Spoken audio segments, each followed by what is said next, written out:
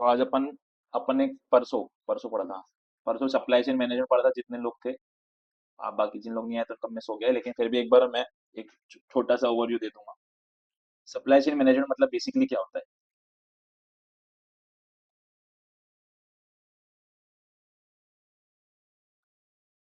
Supply chain management मतलब basically जो अभी मेरे को प्रोडक्शन करना है। ठीक है, मेरी अब एक लोकेशन में प्लांट होगा, मेरा मैन्युफैक्चरिंग का पूरा सेटअप होगा। ठीक है, तो प्रोडक्शन करने के लिए मुझे अब अलग अलग रॉ मटेरियल्स की जरूरत पड़ेगी, फिनिश गुड्स और सर्विसेज की जरूरत पड़ेगी। ठीक है, अलग अलग स्पेयर पार्ट्स की जरूरत पड़ेगी। तो बेसिकली बहुत सारी चीजों का रिक्वायरमेंट रहेगा जो मुझे मेरे प्लांट के अंदर में चाहिए। सिमिलरली जब मैं फिनिश गुड्स बना लूंगा तो वो मेरे कस्टमर तक मुझे पहुंचाना है। ठीक है, तो कस्टमर मैं प्रोडक्शन करके मेरा काम नहीं खत्म होता है। अगर मैं प्रोडक्शन करने गया तो कस्टमर तक ये पहुंच ही नहीं पा रहा है मेरा गुड्स, तो मेरी सेल कभी होने ही नहीं वाली है। मेरे कस्टमर का फीडबैक कभी अच्छा रहने ही नहीं वाला है। तो मुझे सिर्फ प्रोडक्शन करना मेरा काम नहीं है। स्मूथली प्रोडक्शन करके कस्टमर तक गुड्स कम से कम टाइम में पहुंच सके, जैसे ही मुझे ऑर्डर है गुड्स उन तक पहुंच सके, वो पूरा मैनेज करना मेरा काम है। ठीक है, तो अपन ने जो ईआरपी वाली चीजें देखी, वो ईआरपी वाली चीजें किसकी, बेसिकली मेरी एंटिटी रिलेटेड थी कि मतलब कि मैं कंपनी के अंदर क्या करूं। ठीक है, लेकिन सप्लाई चेन मैनेजमेंट के साथ में ईआरपी उसका एक पार्ट हो गया। अभी मुझे जब रॉ मटेरियल लाना है, ठीक है, मेरे प्लांट तक लाना है, तो मैंने यहाँ ये मतलब कि जुगाड़ कर दिया कि हाँ रॉ मटेरियल कहाँ से खरीदना है, कितने में खरीदना है, अच्छी क्वालिटी का खरीदना है। लेकिन अगर वो गुड क्वालिटी का रॉ मटेरियल अगर मेरे पास टाइम पे पहुंच नहीं पा रहा है, तो मैं अपने जो कस्टमर्स है उनके ऑर्डर फुलफिल कर पाऊंगा क्या? नहीं। तो उसके लिए मुझे क्या करना पड़ेगा कि एक एक बेसिकली लॉजिस्टिक सेट करना पड़ेगा कि मैं आसानी से इजीली टाइम पे जैसे मोड में मुझे चाहिए, वो मैं जो रॉ मटेरियल मुझे चाहिए, सर्विसेज मुझे चाहिए, वो मेरे पास पहुंच जाए रियल टाइम बेसिस पे, करेक्ट बेसिस जब मुझे चाहिए उसके हिसाब से, सो दैट कि मैं टाइम पे प्रोडक्शन कर सकूं। टाइम पे प्रोडक्शन करके अभी कस्टमर तक भी पहुंचाना है। प्रोडक्शन यहाँ पे कंप्लीट हो गया तो उसके बाद कस्टमर तक भी पहुंचाना है। तो कस्टमर तक पहुंचाने के भी अलग अलग चैनल्स होते हैं। मैं डायरेक्टली कस्टमर को सेल भी कर सकता हूँ, D2C, डायरेक्ट टू कस्टमर। और जो अपना ट्रेडिशनल मेथड होता है, होलसेलर, डिस्ट्रीब्यूटर, रिटेलर, वो वाले जो चैनल है उससे भी सेल कर सकता हूँ। तो ये चैनल को फॉलो करके जो भी चैनल मैं चूज करूंगा, कस्टमर तक कम से कम टाइम पे मुझे गुड्स पहुंचाना है। तो ये जो ओवरऑल लॉजिस्टिक्स लॉजिस्टिक्स वाला पार्ट है कि भाई जो रॉ मटेरियल मेरे पास आ रहा है, सिमिलरली प्रोडक्शन होके जो मेरे फिनिश गुड्स कस्टमर तक जा रहे हैं। ठीक है, कस्टमर कब सेटिस्फाइड होगा? जैसे किसी भी कस्टमर को वेट करना पसंद नहीं है। अभी तुम अगर रेस्टोरेंट में जाओगे, ठीक है, अगर तुम ऑर्डर देने का 1 घंटे तक बैठे रहोगे तो तुम्हारा दिमाग नहीं खराब होगा? होगा। तो तुम क्या चाहते हो? तुमने ऑर्डर दिया, भाई 10-15 मिनट में तुम्हारे पास जो भी तुमको चाहिए वो मिल जाए तुमको। सिमिलरली अभी तुम लोग कोई गुड्स, ये तो अपना चलो रेस्टोरेंट बिजनेस हो गया, सिमिलरली कोई दूसरा तुम गुड्स ऑर्डर कर रहे हो, जैसे तुम लोग ऑनलाइन भी ऑर्डर कर रहे हो, तो तुम अब क्या चाहते हो कि भैया हाँ 2 या 3 दिन में वो मेरे पास पहुंच जाए, जल्दी से जल्दी मेरे पास पहुंच जाए। सिमिलरली अभी जो अपना जेप्टो वेप्टो कर रहे हैं, वो क्या कर रहे हैं कि हम जैसे अभी तुमको छोटी छोटी चीजों को लेने के लिए आसपास की रिटेलर शॉप के पास जाना पड़ता है। लेकिन जो जेप्टो, ब्लिंकिट, ये सब क्या करे कि हाँ तुम अपने फोन से ऑर्डर करोगे, 10 एकदम चंद मिनटों में वो तुम्हारे पास पहुंच जाएगा। तो तुमको घर से बाहर निकलने की भी जरूरत नहीं। तो ये जो टाइम रिडक्शन है कि कस्टमर क्या चाहते हैं कि जब उसके मन में कोई चीज आए, वो अगर ऑर्डर करे और उसके बाद वो इंस्टेंटली पहुंच जाए, मिल जाए उसको, बेसिकली जल्दी से जल्दी मिल जाए। तो जल्दी से जल्दी कब मिलेगी? जब मैं पूरा ये सप्लाई चेन सेट करूंगा, ये कि टाइम पे मेरे पास रॉ मटेरियल अवेलेबल हो, सिमिलरली मैं टाइम पे प्रोडक्शन कर पाऊँ, सिमिलरली मैं टाइम से कस्टमर तक गुड्स पहुंचा सकूं। तो उसके लिए पूरा एक सिस्टम जमाना पड़ेगा, उसको पूरा मॉनिटर करना पड़ेगा। ठीक है, कि मैं कैसे ये चीज को ट्रैक कर सकता हूँ, अचीव कर सकता हूँ। तो उस चीज को सप्लाई चेन मैनेजमेंट भैया, बोलते हैं। हाँ, कर समीक्षा ने ज्वाइन कर की है। कर लिया कर लिया। ठीक है, तो उस चीज को सप्लाई चेन मैनेजमेंट बोलते हैं। और ये मतलब कि सॉफ्टवेयर को यूज करके मैं वो ट्रैकिंग करता हूँ कि हाँ भाई मैं कौन से मोड्स को यूज कर रहा हूँ। जैसे कि मैं अगर रॉ मटेरियल बुला रहा हूँ, एयर के मोड से बुला रहा हूँ, वाटर से बुला रहा हूँ, कि रेलवेज या इनके कॉम्बिनेशन से बुला रहा हूँ, कैसे बुला रहा हूँ। ट्रैकिंग करता हूँ कि हाँ कहाँ तक कौन से गुड्स पहुंचे, कहीं पे कोई प्रॉब्लम तो नहीं आ गई। समझो कि अभी रोड से आ रहा था, बीच में एक्सीडेंट हो गया, ठीक है, अभी ट्रक पलट गया, तो अभी मैं उसको छोड़ तो सकता नहीं, मेरा गुड्स है उसके अंदर में। तो अभी मैं उसको शिफ्ट कैसे करूँ कि भाई वो जो वहां पे गुड्स वो लेके आ रहा था मेरे पास जल्दी से जल्दी वापस पहुंच जाए। ठीक है, सिमिलरली रेलवे से अगर आ रहा है तो भाई गवर्नमेंट का लाइजनिंग करना पड़ेगा कि भाई मेरी रेक लेट नहीं होना चाहिए, जो मेरी मालगाड़ी है वो लेट नहीं होना चाहिए। वाटर से आ रहा है, शिप को यूज करके आ रहा है, तो भाई अब उसको बहुत पहले से निकालना पड़ेगा, क्योंकि अभी शिप तो बहुत स्लोली ट्रेवल करती है। ठीक है, अभी कोई चीज कोई दूसरे कॉन्टिनेंट से मेरे पास आ रही है, ठीक है, तो मुझे उसको अच्छे से प्लान आउट करना पड़ेगा कि हाँ मेरी जो डिमांड है उसके हिसाब से, जब सिमिलरली जो मुझे प्रोडक्शन करना है, प्रोडक्शन करने के पहले टाइम से मेरे पास रॉ मटेरियल पहुंच जाए, तो मुझे वो प्लानिंग करना पड़ेगा, वो सप्लाई चेन स्टेब्लिश करना पड़ेगा। तो बेसिकली सप्लाई चेन का मतलब क्या है कि कस्टमर तक मुझे जो गुड्स है ना, जैसे ही उस मतलब जो उसकी रिक्वायरमेंट है, कम से कम टाइम में मैं उसको अच्छे से अच्छा प्रोडक्ट पहुंचा के दूं। तो उसके लिए जो भी चीजें मुझे लॉजिस्टिक्स वाले पार्ट में करना पड़ेगा कि प्रोडक्शन तो मैंने मैनेज कर लिया ईआरपी को यूज करके, वो सब मैं मॉनिटर कर रहा हूँ, लेकिन प्रोडक्शन होने के बाद में मैं जब गुड्स पहुंचाने जा रहा हूँ कस्टमर के पास में, कस्टमर को जब गुड्स पहुंचा रहा हूँ, तो वो कैसे मैं जल्दी से जल्दी पहुंचा सकूं, कौन से चैनल को यूज करके जल्दी से जल्दी पहुंचा सकूं। सिमिलरली एंड कस्टमर तक टच हो सकूं, टच पॉइंट बना सकूं। जैसे अभी may be direct to customer जो ट्रेंड है, जो मेथड है, वो सारे एरिया तक ना हो, बस मेगा बड़ी बड़ी सिटीज में चलता हो। लेकिन रिटेल है, जो छोटी छोटी किराना की दुकानें हैं, जो छोटी छोटी दुकानें हैं, वो तो हर जगह फैली हुई है। तो मैं एक ऐसा नेटवर्क भी बना सकता हूँ होलसेलर, डिस्ट्रीब्यूटर, रिटेलर का, कि भाई वहां तक भी मेरे गुड्स पहुंचे, सो दैट मैं एंड कस्टमर को टारगेट कर सकूं। सिमिलरली प्रोडक्ट्स के साथ में, प्रोडक्ट को प्रोड्यूस करने के लिए अगर मेरे पास रॉ मटेरियल का शॉर्टेज हो गया तो मैं प्रोड्यूस ही नहीं कर पाऊंगा। तो टाइमली मेरे पास रॉ मटेरियल पहुंच सके। मैंने अभी तुम लोग इन्वेंट्री कंट्रोल मॉड्यूल को यूज करके मैंने ये तो प्लान आउट कर लिया कि हाँ भाई मुझे कितना इन्वेंट्री की रिक्वायरमेंट है, ठीक है। लेकिन अभी वो इन्वेंट्री जो गुड मैं ऑर्डर कर रहा हूँ, अगर वो टाइम पे मेरे पास पहुंचेगी नहीं तो मेरा स्टॉक आउट हो जाएगा। जब मैं इन्वेंट्री मतलब की प्लानिंग करूंगा कि मुझे कितना इन्वेंट्री की रिक्वायरमेंट है, तो मैं टाइम भी कंसिडर करूंगा कि हाँ भाई मेरे पास अभी 3 दिन का रॉ मटेरियल अवेलेबल है, ठीक है। तो उस हिसाब से मैं ऑर्डर करता हूँ कि 3 दिन के अंदर ही मेरे पास वो रॉ मटेरियल पहुंच जाए। लेकिन अगर 3 दिन के अंदर नहीं पहुंचेंगे तो पहुंचेगा तो मेरा प्रोडक्शन हिंडर करेगा, ठीक है, रुक जाएगा। तो उसके हिसाब से मुझे कुछ सप्लाई चेन स्टेब्लिश करना पड़ेगा, लॉजिस्टिक्स के कुछ मेथड स्टेब्लिश करना पड़ेगा। तो इस कंप्लीट चीज को मैं क्या भैया बोलता हूँ, सप्लाई चेन मैनेजमेंट। हाँ भैया बोलो। मनस्वी, एक बार हाँ मनस्वी को एक्सेप्ट कर लो ना। कर लिया कर लिया। ठीक है, तो उस चीज को सप्लाई चेन मैनेजमेंट बोलते हैं। एक ब्रीफ ओवरव्यू मिला, एक बार मैं रीड भी कर देता हूँ।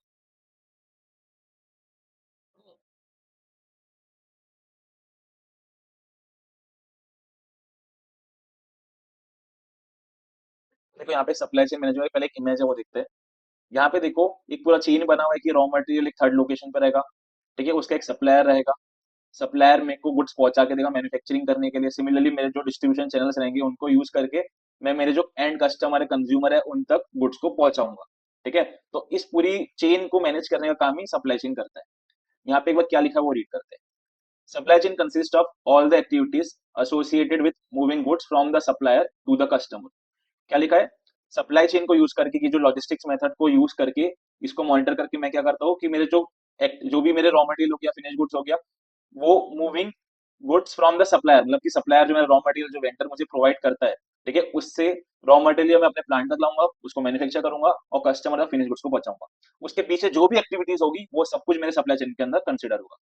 जैसे अभी समझो कोई चीज मैं इंपोर्ट कर रहा हूँ, ठीक है। अब इंपोर्ट करो तो गवर्नमेंट की कुछ नॉर्म्स होगी कि हाँ भाई तुम इतना, तुमको टैक्स पे करना पड़ेगा, तुम कुछ फॉर्मेलिटीज करनी पड़ेगी, ठीक है, तुम्हारा पेमेंट तुमको करना पड़ेगा। अगर वो सब मैं फॉर्मेलिटीज करने में बहुत ज्यादा टाइम लगा रहा हूँ, या फिर गवर्नमेंट की तरफ से वहां पे इंटरवेंशन है, वहां के जो ऑफिसर्स लोग बैठे हैं जबरदस्ती परेशानी क्रिएट कर रहे हैं, तो मेरा लॉजिस्टिक्स कितना भी अच्छा होगा, लेकिन अगर वहां पे वो मेरा चेक पॉइंट जो पॉइंट है वहां पे रेजिस्टेंस आ रहा है, तो गुड्स मेरे पास टाइम पे नहीं पहुंच पाएंगे। तो मुझे वहां पे कुछ ना कुछ लाइजनिंग करना पड़ेगा उन लोगों के साथ, बेसिकली कुछ सेटिंग करना पड़ेगा, सो दैट की जो गुड्स है मेरे पास लॉजिस्टिक्स में से तो सही टाइम पे है, वहां से भी जल्दी क्लियर हो जाए। तो ये जो एक प्रोसेस हो गया, ये जो वहां पे एक स्टेप हो गया, ये भी ये मेरे सप्लाई चेन का पार्ट हो भैया गया। भैया हाँ वीडियो रिकॉर्ड कर रहे हो क्या? हाँ कर रहा हूँ। एक अर्जेंट काम आ गया है। ठीक है। हाँ। ठीक है, तो ये सप्लाई चेन का पार्ट होगा। फिर नीचे क्या लिखा है, it begins with collecting raw material and ends with receiving the goods by the consumer. Supply chain क्या बोलता है कि बेसिकली मुझे रॉ मटेरियल जो मेरे वेंडर्स है, जो मैंने अभी सब तुमको समझाया कि रॉ मटेरियल्स में अपने वेंडर से कलेक्ट करना है, अपने पास टाइम पे लेके आना है। सिमिलरली जो फिनिश गुड्स बना रहा हूँ वो कंज्यूमर तक मुझे टाइम पे पहुंचाना है। It is very important for companies to move product to their customers quickly. Faster product delivery और availability will increase the sale and satisfaction of the customer. अभी कस्टमर जैसे एक डिफरेंशिएटिंग फैक्टर ये भी रहता है, अगर मैं समझो कि कोई ऑनलाइन मेथड को यूज करके अभी कोई भी किसी भी तरह से सेल कर रहा हूँ, तो एक अगर प्रोडक्ट सिमिलर है, ठीक है, तो कौन सा वेंडर कस्टमर को जल्दी सर्विस कर पाएगा, कस्टमर उसी के पास जाएगा। समझ लो जो मेरा प्रोडक्ट है उसका कोई एकदम डिफरेंशिएटिंग फैक्टर नहीं है, कोई कस्टमाइज प्रोडक्ट नहीं है, वो सिर्फ मुझसे ही मिल सकता, मतलब ऐसा नहीं है कि बाकी लोग भी बेच सकते हैं उसको, ऐसा है। तो अभी जो कस्टमर है वो ट्राई करेगा भाई, डिस्कस करेगा, जो भी मुझे जल्दी उसको जल्दी से जल्दी पहुंचा के देगा गुड्स, वो उसके पास चले जाएगा। तो अभी कस्टमर का सेटिस्फेक्शन लेवल यहाँ पे टाइम से भी लिंक्ड है, कि भाई गुड्स अच्छे तो होना लेकिन जल्दी से जल्दी मेरे पास पहुंचे, कस्टमर तक के पास जल्दी से जल्दी पहुंच जाए। जैसे तुम लोग अभी ऑनलाइन ऑर्डर करने जाओगे, ठीक है, समझो कोई प्रोडक्ट अमेजोन में भी लिस्टेड है, फ्लिपकार्ट में भी लिस्टेड है, मिंत्रा में भी लिस्टेड है, ठीक है, कोई तुम कपड़े खरीदने जा रहे हो, ठीक है, प्राइस ओवरऑल आसपास ही से, ज्यादा कुछ फर्क नहीं है। लेकिन समझो अमेजोन तुमको 2 दिन में ला के देगा, वही फ्लिपकार्ट तुमको 10 दिन में ला के देगा, और मिंत्रा भी समझो कि मतलब एक हफ्ता लगा देगा। तो तुम सोचोगे कि भाई मतलब कि यहाँ पे मुझे एक हफ्ता वेट करना पड़ेगा, समझो कुछ अभी उसको रिप्लेस करना पड़ेगा तो वापस से फिर वो जाएगा, फिर एक हफ्ता लगेगा। और इसमें तुम सेम सोचोगे कि भाई अमेजोन से मुझे वो सेम चीज 2 दिन में मिल जा रही है, प्राइस आसपास ही से, ज्यादा कुछ फर्क नहीं है, ठीक है, समझो कि मतलब कि 50-20 रुपीज का फर्क है। तो वहां पे तुम क्या सोचोगे कि अमेजोन से ऑर्डर कर लेते हैं। क्यों? यहाँ पे एक तुम्हारा लिंक था, वो कितनी जल्दी तुम्हारे पास गुड्स पहुंच रहे हैं, किसकी सर्विस ज्यादा फास्ट है। तो उस चीज के लिए कि जल्दी से जल्दी गुड्स पहुंच सके, अमेजोन ने क्या किया, कुछ एक सप्लाई चेन स्टेब्लिश किया हुआ कि जैसे वेयर हाउस का नेटवर्क हो गया, ठीक है, उन वेयर हाउस में अब इन्वेंट्री कंट्रोल को यूज करके वो मैनेज करेगा कि हाँ भाई वहां पे कितनी इन्वेंट्री को मैनेज करने की जरूरत है, ठीक है। अब किस लोकेशन में वेयर हाउस को स्टेब्लिश करने की जरूरत है, किसमें लोकेशन में जरूरत नहीं है, वो सब सेल्स डेटा को एनालिसिस करके करना पड़ेगा। सिमिलरली उस वेयर हाउस को यूज करके गुड्स कस्टमर तक पहुंचाना, सर्विस करना उनको, ये लॉजिस्टिक्स का पार्ट हो गया। तो ये सब चीजें मैं सप्लाई चेन के अंदर लूंगा, इस कंप्लीट चीज को मैं सप्लाई चेन बोलूंगा। लेकिन इसके अंदर कुछ कुछ पार्ट ईआरपी का भी आ रहा है, अपना सेल्स वाला पार्ट आ गया, ठीक है, इन्वेंट्री वाला पार्ट आ गया। तो सप्लाई चेन का एक सब पार्ट हो गया ईआरपी, उससे मुझे कुछ डेटा मिलता है। लेकिन ओवरऑल लेवल पे अगर मैं देखूंगा तो सप्लाई चेन का मतलब क्या है कि जो सप्लाई है गुड्स का, फिनिश गुड्स का, रॉ मटेरियल का, वो स्मूथली हो सके, जल्दी से जल्दी हो सके, वो सप्लाई चेन मैनेजमेंट को यूज करके, वो सॉफ्टवेयर को यूज करके मैं मैनेज कर पाता हूँ, ठीक है। So it is very important to manage the activities in supply chain. Software packages are available in the market for the same, ठीक है। एक बार एक कुछ ओवरव्यू मिला तुमको, ये इसका वीडियो मैं अलग से अपलोड कर दूंगा वैसे, लेकिन फिर भी तुम लोग को वो मिस ना हो जाए इसलिए मैं छोटे से में ओवरव्यू देने का ट्राई किया। समझा नहीं समझा कुछ? हाँ जी, जो लोग नहीं थे उस दिन। ठीक फिर है, समझा। चलो ठीक है, फिर भी नेक्स्ट टॉपिक देखते हैं। नेक्स्ट क्या है? कस्टमर रिलेशनशिप मैनेजमेंट, सीआरएम, ठीक है। कस्टमर के साथ मुझे रिलेशनशिप मैनेज करना, भी सेल्स करने के लिए मुझे मेरे कस्टमर को अपने पास में रखना पड़ेगा, उनसे रेगुलर टच में रहना पड़ेगा। जैसे समझो कि जोमेटो है, ठीक है, जोमेटो स्विगी जो फूड डिलीवरी एप्स है, भी उनको उनके जो नोटिफिकेशन है, मतलब रैंडम नोटिफिकेशन तो उनको आते रहते थोड़े थोड़े दिनों में, कि मतलब कि वो लोग कुछ ना कुछ ऐसे क्लिक बेट टाइप का यूज करेंगे कि भाई ऐसे पंच लाइन यूज करेंगे जिसको तुम यूज, मतलब जिसको पढ़ के तुमको अच्छा भी लगेगा और ऐसा मन करेगा कि हाँ चलो कुछ ऑर्डर कर लेते हैं। तो जोमेटो स्विगी तुमको भूलने नहीं देते कि हम एग्जिस्ट करते हैं, बाहर में रेस्टोरेंट में अच्छा खाना मिल रहा है, तुम इसको ऑर्डर कर सकते हो, कभी भी तुम इसको यूज कर सकते हो, तुम्हारे पास जल्दी से जल्दी पहुंच जाएगा। ऐसा कुछ तुमने कभी देखा है? किसी लोग ने भी नोटिस किया है इस चीज को? सबके फोन में जोमेटो स्विगी होगा और उसके नोटिफिकेशन भी सबके पास आते होंगे, आते हैं नहीं आते? आगे भी है। आते हैं। तो उसमें तुमने कभी वो जो नोटिफिकेशन आते पढ़े होंगे, तो उसमें जो ट्रेंडिंग चीजें चल रही है उसके ऊपर वो कुछ कमेंट कर देंगे, या फिर ऐसे फूड के रिलेटेड कुछ ना कुछ ऐसे पंच लाइन्स बना के वो लोग वो नोटिफिकेशन भेजते रहते तुमको। और बहुत बार ऐसे मतलब कि बहुत कनेक्टिंग होती है, बहुत ज्यादा रिलेवेंट होती है वो सब पंच लाइन्स। तो बेसिकली वो लोग क्या कर रहे हैं, अपने कस्टमर से सिर्फ ऐसा नहीं है कि जब मैंने उनको गुड्स भेज दिया है तो मेरा उनका रिलेशनशिप खत्म हो गया, मुझे उनके साथ कंटिन्यूअसली रिलेशनशिप में रहना पड़ेगा, मतलब बेसिकली कंटिन्यूअसली उनके टच पॉइंट में रहना पड़ेगा। सिर्फ ऑर्डर लेने तक मेरा काम नहीं है, उनको सर्विस देने तक काम नहीं है, उसके बाद भी मुझे उनको अपने कस्टमर का रिलेशनशिप बना के रखना पड़ेगा, सो दैट कि कस्टमर जो है अपने वेंडर से कनेक्शन फील करे, अब जो जिसको वो ऑर्डर कर रहा है, ठीक है, और उसको भूल ना जाए कि हाँ भाई मैंने इससे गुड्स खरीदा था।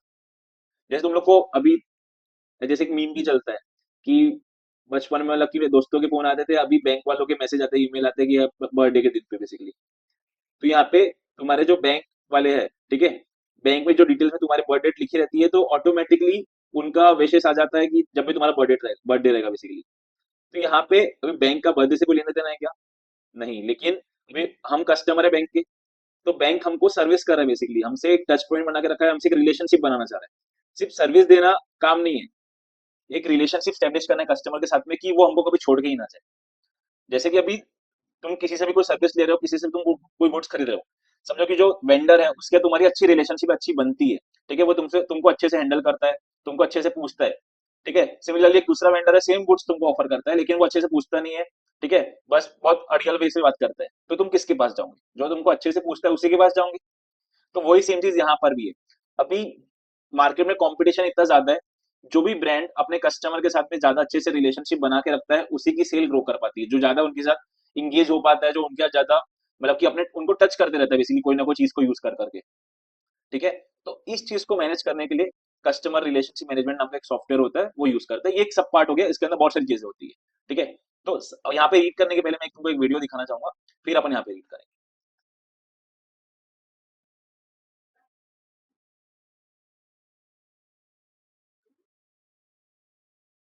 आवाज आ रही कि नहीं आ रही मेरे को बता दे।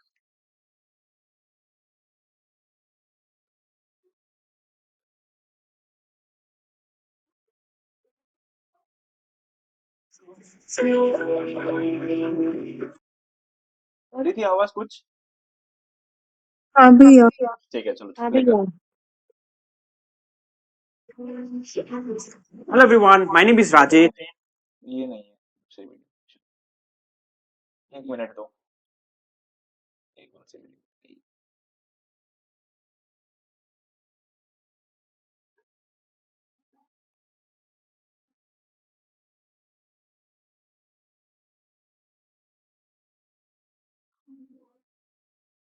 Sam.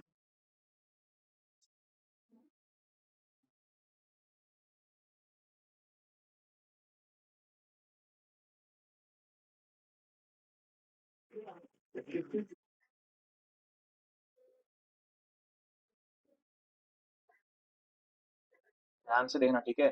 क्या हो रहा है इसके अंदर में। तुम लोग डे टू डे बेसिस पे इस चीज को मतलब अपन रोज सब लोग फील करते हैं, ये तुम्हारे साथ होता है। बस एक बार नोटिस करना। What is CRM? Good question. आवाज आ रही है? हाँ भैया। हाँ ठीक है, भैया। चलो 2 मिनट के वीडियो ध्यान से देखना क्या हो रहा What is CRM? Good question. CRM stands for Customer Relationship Management. It's technology that helps you keep track of everything about your customers and your potential customers so you can build great relationships with them. CRM used to be all about sales, but not anymore.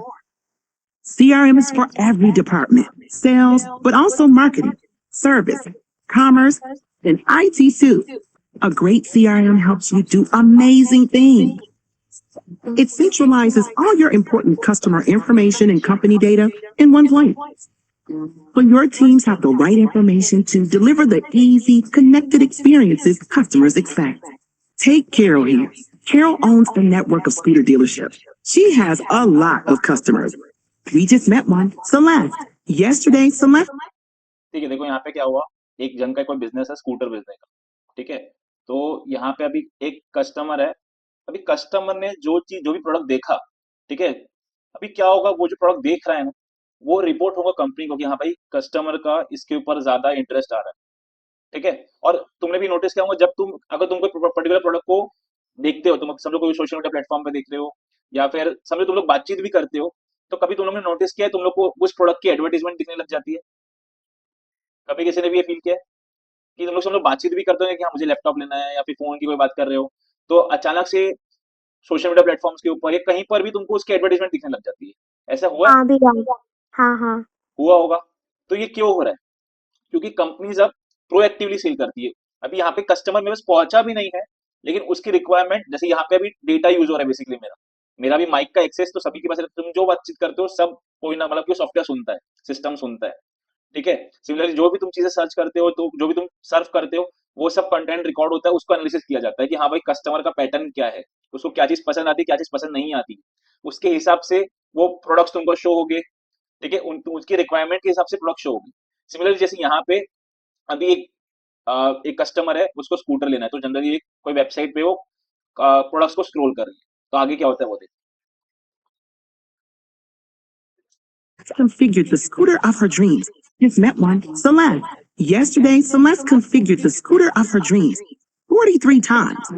And because Carol has CRM, her marketing team knew it, which is why Celeste just received an automated email that got her off her couch and into a dealership to take a test drive.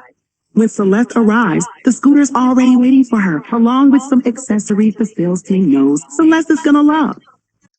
अभी यहाँ पे क्या हुआ, जैसे जो customer था उनने समझो, अभी तुम लोग कोई चीज खरीदने के पहले एक बार अच्छे से सोचते हो भाई, उसकी पूरी रिसर्च करते हो कि भाई प्रोडक्ट अच्छा है कि नहीं अच्छा है, कौन से वेंडर से खरीदना चाहिए, कौन सी वेबसाइट से खरीदना चाहिए, ये सब अपन लोग रिसर्च करते नहीं करते? जैसे तुमको समझो कि कोई नया मोबाइल खरीदना है, तुम क्या ऐसी दुकान में जाके खरीद लेते हो? नहीं, एक बार पहले खुद पूरी रिसर्च करोगे कि भाई सबसे अच्छा भी इस टाइम पे फोन कौन सा चल रहा है, कौन से इसमें क्या फीचर्स है। लेकिन मल्टीपल टाइम्स अलग अलग वेबसाइट में जाके सर्च करते हो, देखते हो, प्रोडक्ट को ऑब्जर्व करते हो, लोगों के रिव्यूज पढ़ते हो। तो ये जो तुम जो एक्टिविटी कर रहे हो इंटरनेट के ऊपर में, ये सब रिकॉर्ड हो रही है। और जो बेच रहे प्रोडक्ट्स को बेसिकली उनको दिखता है कि हाँ भाई कौन से कस्टमर का कौन से प्रोडक्ट के ऊपर कितना इंटरेस्ट आ रहा है। उसके बेसिस पे जैसे समझो तुम लोग अमेज़न के ऊपर गए, ठीक है?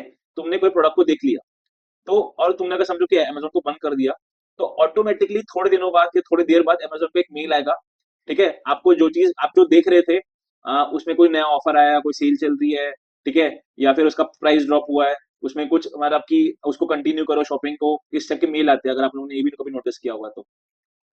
देख किसी के साथ भी हुआ है ऐसा? हुआ है, नहीं हुआ है?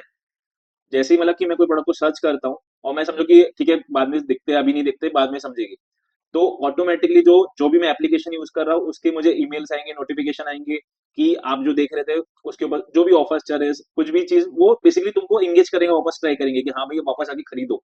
तो सिमिलरली जैसे यहाँ पे वीडियो में कोई दूसरा फॉर्म में बताया कि जैसे ही अभी वो वेंडर को पता चला कि हाँ भाई ये इंटरेस्टेड है शॉपिंग करने में, इसको स्कूटर खरीदना है, तो ऑटोमेटिकली उसको एक मेल चले गया कि हाँ आपके लिए एक फ्री टेस्ट ड्राइव है, फ्री टेस्ट ड्राइव अवेलेबल है। जैसे तुम लोग को किसी किसी को ओला के भी मेल आते होंगे कि हाँ भाई कि अपने नियरेस्ट शोरूम पे आप ओला का फ्री टेस्ट ड्राइव कर सकते हो, देख सकते हो, इस टाइप के मेल्स आते होंगे। तो वैसे ही यहाँ पर भी अभी कस्टमर को खींचने की तरफ अपने यहाँ पे क्या किया, ऑटोमेटिकली सिस्टम, यहाँ पे मैनुअली कुछ नहीं हुआ, सब सिस्टम जनरेटेड हो रहा है ऑटोमेटिकली।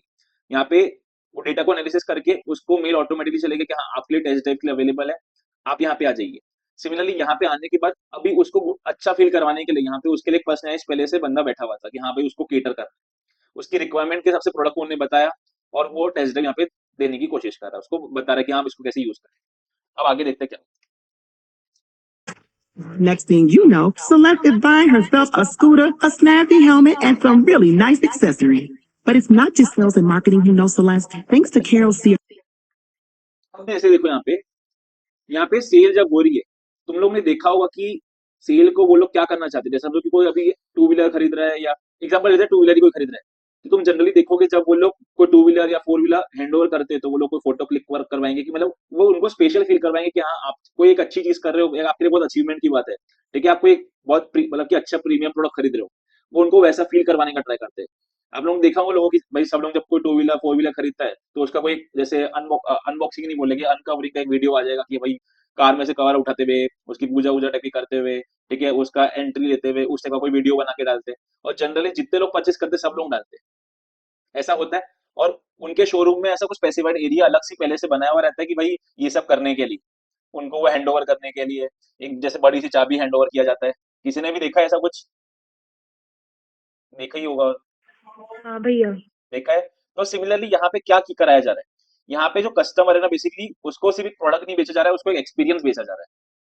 जैसे कि तुम लोग ने देखा होगा बड़े बड़े जो होटल्स होते हैं वहां पे तुम लोग जब जाते हो तो तुमको सिर्फ वहां पे वो जो हॉस्पिटैलिटी रहती है, मतलब कि तुम्हारा जो एंट्री रहेगा तो एंट्री पे वो लोग तुम्हारा एक अलग से सत्कार टाइप कुछ करेंगे, टीका भी, जैसे तुम लोग को इंडियन होटल में जाओगे तो वहाँ टीका वीका टाइप का करेंगे, ठीक है, तुमको तुम्हारे लिए रिफ्रेशिंग ड्रिंक्स रहेंगी, फूड रहेगा कुछ ना कुछ, ठीक है। सिमिलरली भी तुमको वो रूम पे जब लेके जाएंगे तो वहां पे कुछ ना कुछ पूरा दिखाएंगे रूम। तो बेसिकली तुमको एक एक्सपीरियंस सेल कर रहे हो।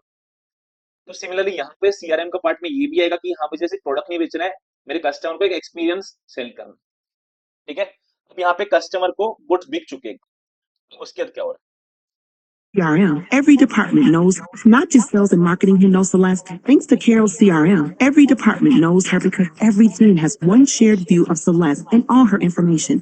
Before she's even made it back to her account, service has already sent her tips to help her care for her scooter. Marketing uses built-in AI to predict what Celeste likes and suggest more great additions.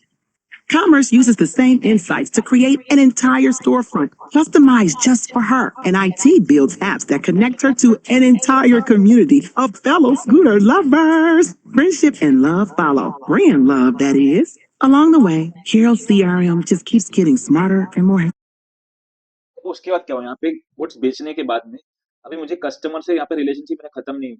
जैसे यहाँ पे video में बताया गया कि customer को जैसे मैंने गुड्स बेचा, मैं यहाँ पे अभी मेरा रिलेशनशिप स्टार्ट हो रहा है बेसिकली।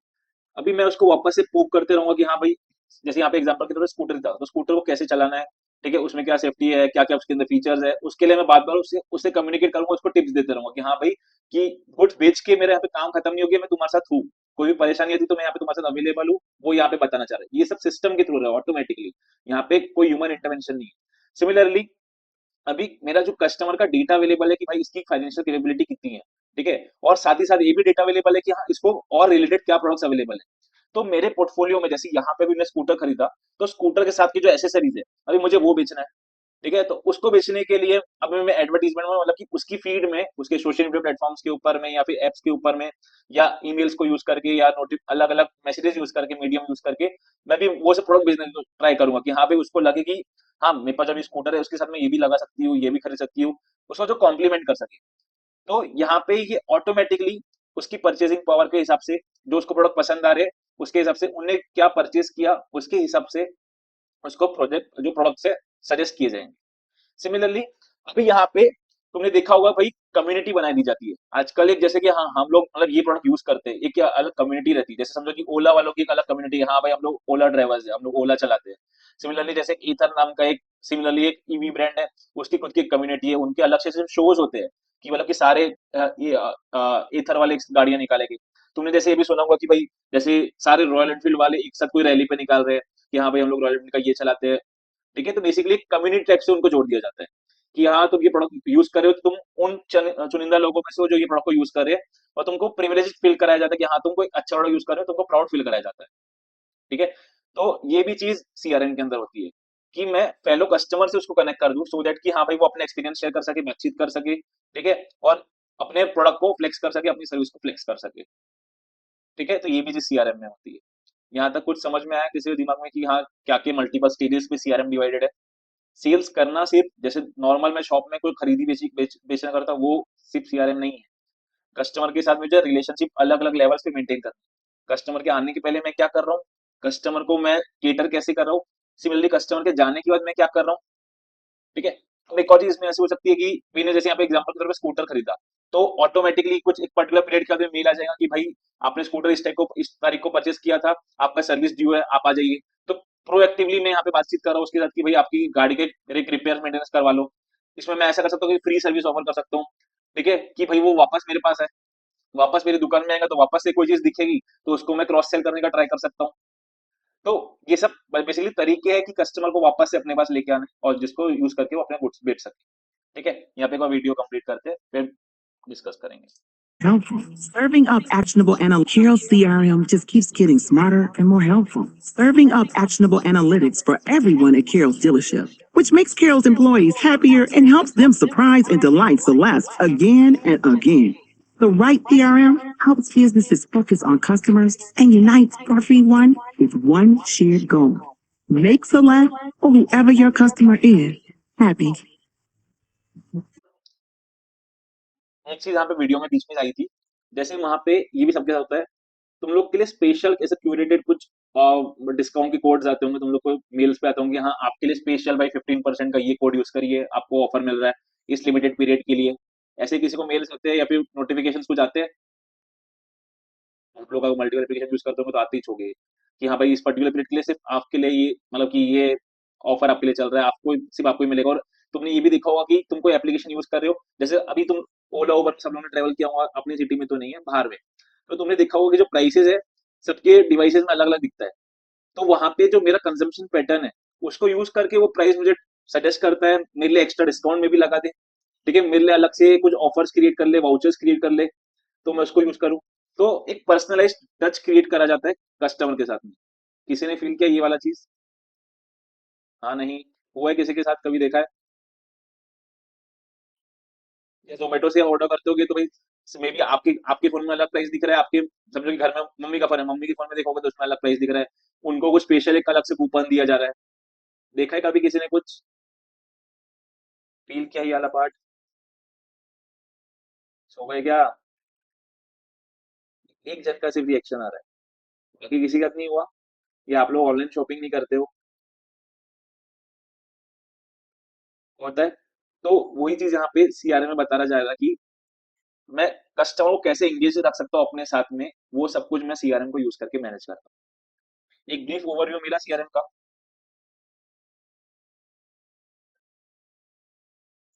हाँ नहीं, कि हाँ कस्टमर के कैसे रिलेशनशिप मेंटेन हो जा रही है, करें वहां से बुक से एक बार read कर लेते हैं।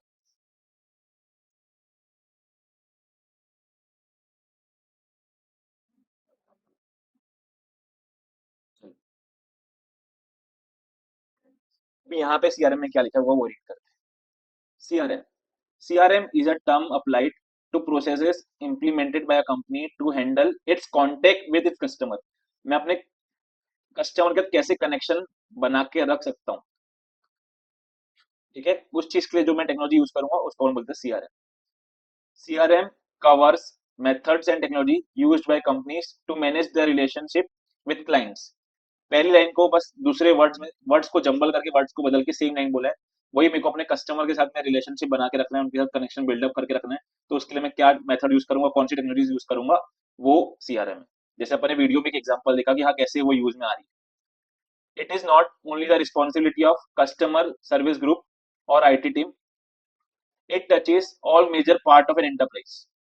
जैसे वहां पे वीडियो में बताया था कि भाई कस्टमर का डेटा जो है वो एंटरप्राइज में मल्टीपल लोग आ जाते हैं। जैसे कि समझो भी तुम लोग कोई एप्लीकेशन यूज कर रहे हो, ठीक है, दो अलग अलग एप्लीकेशन है तुम्हारे पास, जैसे कि अमेजोन है, फ्लिपकार्ट ही है। अभी अमेजोन जो है ना बहुत ज्यादा स्लो चलता है, ठीक है, उसमें मुझे कोई भी प्रोडक्ट को सर्च करना है, फिल्टर विल्टर लगाना है, उसमें अच्छे फीचर्स ही नहीं। सिमिलरली जो फ्लिपकार्ट सब जो मैं यूज कर रहा हूँ तो वो बहुत स्मूथली चलता है, ठीक है, मैं इजीली सर्च कर सकता हूँ, प्रोडक्ट मिल जाते हैं मुझे आसानी से। तो अभी सर्विसेबिलिटी के हिसाब से कस्टमर कहाँ जाएगा, जहाँ पे उसका काम फास्ट हो। माइट भी प्रोडक्ट अमेजोन में अच्छे मिल जाए, लेकिन अगर उसको ढूंढने में टाइम लग रहा है, उसको परेशानी हो रही है, तो वो अमेजोन का साथ छोड़ देगा, फ्लिपकार्ट पे चले जाएगा। तो यहाँ पे आईटी का भी एक पार्ट आ जाता है कि भाई आईटी को जो एप्लीकेशन है उसको अच्छे से मैनेज करना पड़ेगा, उसको स्मूथ चलाना पड़ेगा, ठीक है। और कस्टमर जैसे अभी सजेशन भी है, बहुत बार ऐसा होता है कि तुम कोई सॉफ्टवेयर यूज कर रहे हो, अगर तुमको जैसी चीजें पसंद है, उस टाइप की चीजें तुमको नहीं डिस्प्ले हो रही है, वो ऑप्शन तुमको नहीं दिख रहा है, तो तुम्हारा मन खट्टा हो जाता है कि हाँ यहाँ से नहीं खरीदते। सिमिलरली तुम कोई दूसरे ऐप में जाओगे, सेम वापस प्रोडक्ट सर्च करोगे और तुम्हारी पसंद के हिसाब से क्यूरेटेड तुमको एक ऑप्शन की लिस्ट दिखेगी, तो तुम वहां से खरीदोगे। तो यहाँ पे भी आईटी बहुत रिलेवेंट है कि भाई कैसे वो सिस्टम बना रहा है कि जो कस्टमर है उसकी पसंद के हिसाब से उसको फिल्टर आउट करके बाकी प्रोडक्ट में से उसको प्रोडक्ट्स का डिस्प्ले किया जाए, ठीक है। सिमिलरली अभी यहाँ पे जो मार्केटिंग है, मार्केटिंग कैसे टच करेगा, जैसे अभी जो ऑफर्स हो गए, ठीक है, फिर जो नोटिफिकेशन वाला पार्ट हो गया, टिप्स वाला जो पार्ट हो गया, ठीक है, प्रोडक्ट की ब्रांडिंग लेबलिंग जो सब चीजें हो गई, वो सब चीजें यहाँ पे सीआरएम में पार्ट हो जाएगी, यहाँ पे मार्केटिंग जुड़ जाएगा।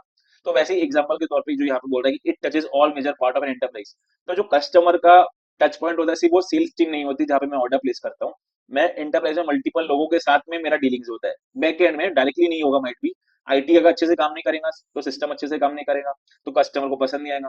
सिमिलरली अगर मेरे को कुछ स्पेशल यहाँ पे स्पेशल नहीं मिल रहा, वहाँ पे माइट भी मेरे लिए जो टिप्स वाला पार्ट हो गया या ऑफर्स मेरे को कुछ स्पेशल नहीं मिल रहे, तो मैं माइट भी वो ऐप छोड़ दूं दूसरे ऐप में जहाँ पे मुझे एक्स्ट्रा मेरे हिसाब से मुझे ऑफर्स मिल रहे हैं, ठीक है, वहां पे मैं चले जाऊं। तो वही चीज बोल रहा है कि कस्टमर रिलेशन सीआरएम में यहाँ पे एंटरप्राइज के मल्टीपल जो डिपार्टमेंट्स है उसका टच पॉइंट होता है कस्टमर के साथ। Figure 6.7 shows the processes involved in CRM. CRM में क्या क्या प्रोसेस होती है। अब जैसे यहाँ पे देखो, अब ये भी स्टेप बाय स्टेप। सबसे पहले क्या करना पड़ेगा, कस्टमर को लाने के लिए अपने पास मार्केटिंग करना पड़ेगा। मार्केटिंग करने के बाद जैसे कि वो वीडियो में क्या हो रहा था कि भैया उनने कोई प्रोडक्ट को सर्च किया, सर्च करने के अगर यहाँ पे ऑटोमेटिकली मेल चले गया कि फ्री राइड आपके लिए अवेलेबल है, तो ये मार्केटिंग वाले मेल करेंगे, यहाँ पे आप आके उसको टेस्ट ड्राइव कर सकते हो, ट्राई कर सकते हो, ठीक है। अभी वो टेस्ट ड्राइव करके आया, मतलब करने के लिए आया, तो अब यहाँ पे सेल्स और बंदों का हो जाएगा कि हाँ भाई उनको सेल्स में कन्वर्ट करना है, सो दैट कि यहाँ पे सेल्स हो जाए। तो फर्स्ट स्टेप क्या होगा, मार्केटिंग करना पड़ेगा। इसको याद करने का यही तरीका, प्रोसेस से याद करो, ठीक है, 4 स्टेप को याद करने का।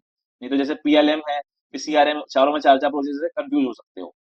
तो सीआरएम में फर्स्ट स्टेप क्या है, मार्केटिंग। भाई प्रोडक्ट को पहले मुझे प्रमोट करना पड़ेगा, प्रमोट करने के बाद जब कस्टमर मेरे पास आएगा, उसको मैंने गुड्स बेच दिया तो मेरी सेल्स हो गई। सेल्स होने के बाद में मुझे टाइम टू टाइम उसका फीडबैक लेना है कस्टमर का कि हाँ भाई आपको प्रोडक्ट में कोई परेशानी तो नहीं आ रही है, कैसा चल रहा है प्रोडक्ट, ठीक है, उसका क्या रिव्यूज है, क्या इंप्रूव हम कर सकते हैं, सर्विस के बारे में पूछ सकते हो। तो ये सब फीडबैक मुझे कलेक्ट करके उसके हिसाब से कस्टमर को फिर क्यूरेटेड सर्विस देना पड़ेगा। फीडबैक देने के बाद में समझो कोई परेशानी आती तो मुझे वहां पे सेम वारंटी वाला जो पार्ट हो गया सपोर्ट यहाँ पे देना है, ठीक है, आफ्टर सेल सर्विसेज देना है। तो ये कंप्लीट चीजें, सब चीजें यहाँ पे सीआरएम के अंदर में कंट्रोल में आती है, कंट्रोल में कर सकता हूँ सीआरएम को यूज करके। जैसे अभी मुझे कोई प्रोडक्ट की कंप्लेन भी करना है, तो क्या मैं किसी को फोन करके आजकल कंप्लेन करता हूँ? नहीं, सारी जितनी वेबसाइट्स है सब ऑटोमेटिक है, ऑटोमेटेड सिस्टम्स है, उनकी वेबसाइट में मैं जाऊंगा, जो प्रोडक्ट मैंने परचेज किया वहां पे कंप्लेन लॉन्च करने का ऑप्शन होता है कि प्रोडक्ट में ये परेशानी हो गई, इसको रिप्लेस करने की जरूरत है या रिपेयर करने की जरूरत है, वहां पे ऑप्शंस रहते हैं। जैसे तुम लोग कोई कपड़े खरीदते हो, कोई प्रोडक्ट तुम लोग अमेजन से खरीद रहे हो, वापस कर रहे हो, तो वापस करने में वहां पे तुमको मल्टीपल चीजें पूछा जाता है कि हाँ भाई साइज गलत हो गया, या फिर प्रोडक्ट में कोई डिफॉल्ट है, या फिर क्या चीज है, तुमसे फीडबैक लिया जाता है। फीडबैक के बेसिस पे तुमको सपोर्ट दिया जाएगा कि हाँ भाई प्रोडक्ट में कोई डिफॉल्ट प्रॉब्लम है तो तुमको रिप्लेस करके दिया जाएगा। सिमिलरली कुछ बिकने के बाद में, जैसे समझो कि कोई इलेक्ट्रॉनिक डिवाइस खरीदा था, 6 महीने के बाद कोई परेशानी आ गई, अब उसकी वारंटी तुमको यूटिलाइज करना है, तो सेम तुम वेबसाइट में जाओगे, वहां पे वारंटी मतलब कि लॉन्च करोगे कि हाँ कि मुझे प्रोडक्ट में प्रॉब्लम आ गई है, इसमें इसको रिपेयर करके दीजिए या फिर बदल के दीजिए। तो यहाँ पे तुम अभी किसी को फोन करके बात नहीं करोगे, वहां पे सिस्टम में तुम लोग अपनी कंप्लेन लॉन्च करोगे और ऑटोमेटिकली सिस्टम ही आगे फ्लो करेगा, लोगों से बातचीत करेगा कि भाई आपको गुड्स को पिकअप करवाना है या फिर बदलने की जरूरत है, या आपको फिर फोन बाद में आएगा कि हाँ भाई आपके प्रोडक्ट में क्या प्रॉब्लम है, डिस्कस करिए, डिस्क्राइब करिए। तो ये सब चीजें सब सीआरएम के अंदर में होती है। ठीक है, तो 4 प्रोसेस इन्वॉल्व है। फर्स्ट है मार्केटिंग, सेकंड है सेल्स, थर्ड है फीडबैक और फोर्थ है support. It includes the capture, storage and analysis of customer information. CRM के अंदर और क्या होता है, अभी यहाँ पे जैसे वीडियो में क्या हुआ, कस्टमर का इन्फॉर्मेशन कैप्चर किया गया, क्या भाई उनने कोई प्रोडक्ट को कितने बार देखा। अभी तुम्हारे फीड में मल्टीपल प्रोडक्ट्स दिखेंगे, कोई प्रोडक्ट को तुम एक बार देखोगे, कोई प्रोडक्ट को तुम मतलब कि कितनी देर तक देख रहे हो बेसिकली, हाँ भाई 10 सेकंड में आगे बढ़ा दिया या एकदम स्विफ्टली आगे बढ़ा दिया, या भाई तुम कोई प्रोडक्ट को देख रहे हो और उसमें सोच रहे हो कि मतलब कि मल्टी बहुत देर तक तुम उसको देख रहे हो, तो हाँ ये बताएगा कि हाँ ये प्रोडक्ट में ज्यादा इंटरेस्टेड है। तो फर्स्ट ऑफ ऑल ये डेटा कैप्चर किया जाता है, उसको स्टोर किया जाता है और फिर उसको एनालिसिस करके आपको प्रोडक्ट रिकमेंड किए जाते हैं। यही सिस्टम काम करता है। तो ये सब सीआरएम का पार्ट है। The data gathered is a part of CRM must consider customer privacy and data security. तो ये एक बोला जा रहा है कि जो भी डेटा यहाँ पे कलेक्ट किया जा रहा है उसको बस कस्टमर को अच्छी सर्विस देने के लिए यूज में करना है, बाकी कोई और उसकी जो प्रिवेसी है उसको मेंटेन करके रखना है, डेटा को सिक्योर रखना है, कोई भी थर्ड पार्टी तक नहीं पहुंचना चाहिए। Customer wants the assurance that there data is not shared with third parties without their consent.